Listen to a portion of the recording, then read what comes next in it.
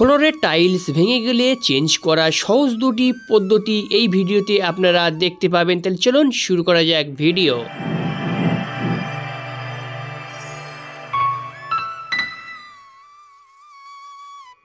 অনেক সময় ফ্লোরের টাইলস ভেঙে যায় অথবা ক্র্যাক হয়ে যায়, সেটা আমাদের চেঞ্জ করার প্রয়োজন হয়। তো এরকম পরিস্থিতি হলে প্রথমে টাইলসটাকে কেটে নিতে হবে।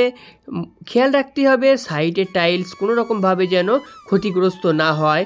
প্রয়োজনে 1/2 ইঞ্চি বা 1 ইঞ্চি ভিতর দিয়ে আপনারা টাইলসটা সুন্দরভাবে কেটে নেবেন।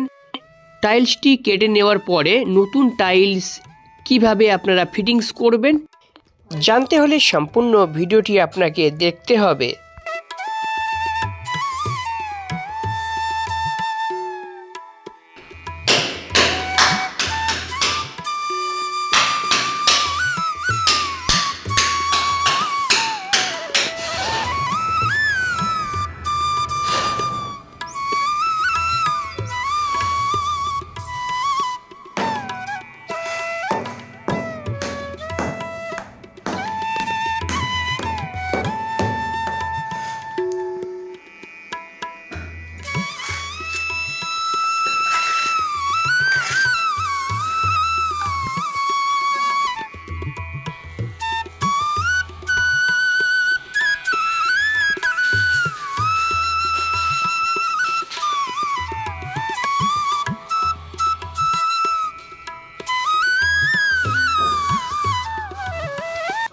মিডিল থেকে একটা টাইলস যখন প্রয়োজন হয় তখন কিন্তু অনেক রকম সমস্যা হয় এটা ফিটিংস করার জন্য।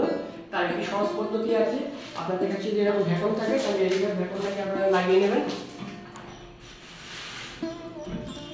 ভ্যাকুমটাকে ভালোভাবে ফিটিংস করে নেবেন এইভাবে। আর যদি ভ্যাকুম না থাকে আপনারা একটা কাজ করবেন, এরকম দুটো দড়ি নেবেন। এই দড়ি দুটোকে এইভাবে দিয়ে নেবেন। দড়ি দুটো এভাবে দিয়ে নেবেন, নিয়ে এর উপর আপনারা টাইলসটা বসাবেন। যদি প্রয়োজন হয় তোলা তখন কিন্তু দুই সাইডে দড়ি দিয়ে আপনারা এটাকে নিচেভাবে তুলে নিতে পারবেন। আর এমনি যদি বসান তাহলে কিন্তু আপনারা পরবর্তীকালে ঘোরা দেওয়ার সময় এটা কিন্তু তুলতে পারবেন না, এটা কিন্তু পুরো আটকে যাবে। তো অবশ্যই ভ্যাকুম ব্যবহার করবেন। কারণ আমাদের এরকম দুটো দড়ি দিয়ে দেবেন, দড়ি দিয়ে যখন ঘোরার প্রয়োজন হবে এটাকে তুলবেন, এটা ইজিভাবে উঠে যাবে। ঘোরা দিয়ে নিলাম।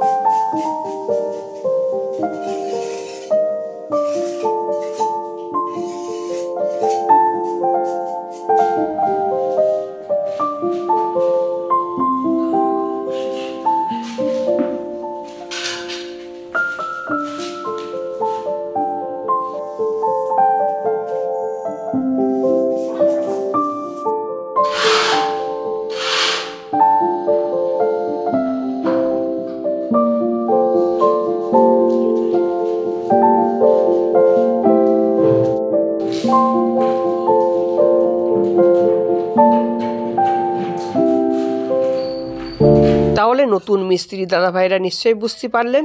মিডিল থেকে যখন আপনারা একটি টাইলস চেঞ্জ করবেন তখন মেশিন দিয়ে সুন্দরভাবে কেটে নিয়ে টাইলসটিকে ভেঙে তুলে নেবেন। তারপরে পরিমাণ মতো মশলা দিয়ে দেবেন, দিয়ে আপনারা ভ্যাকুমের সাহায্যে এটা বসাবেন। আর ভ্যাকুম যদি আপনাদের কাছে না থাকে তবে টাইলসের পেটির মধ্যে যে দড়িগুলো থাকে সেই দড়িগুলো আপনারা ব্যবহার করে এই টাইলসটি আবার পুনরায় ফিটিংস করে দিতে পারবেন। তো এইরকম ভিডিও পাওয়ার জন্য অবশ্যই আপনাকে চ্যানেলটি সাবস্ক্রাইব করে রাখতে হবে। আর অলরেডি সাবস্ক্রাইব করে থাকলে আপনাকে জানাই অসংখ্য ধন্যবাদ। তাহলে আবারও দেখা হচ্ছে নতুন এক ভিডিও নিয়ে।